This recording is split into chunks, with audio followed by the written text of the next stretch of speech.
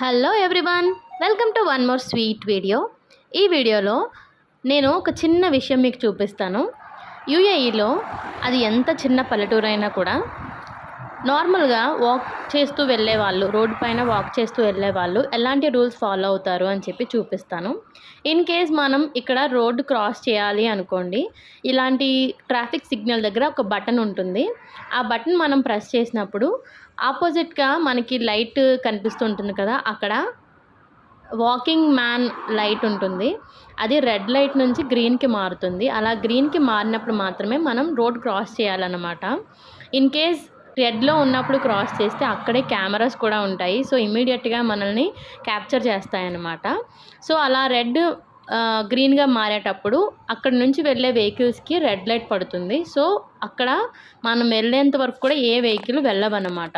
So సెక్యూర్గా కూల్గా వెళ్ళొచ్చు ఆరామ్సే.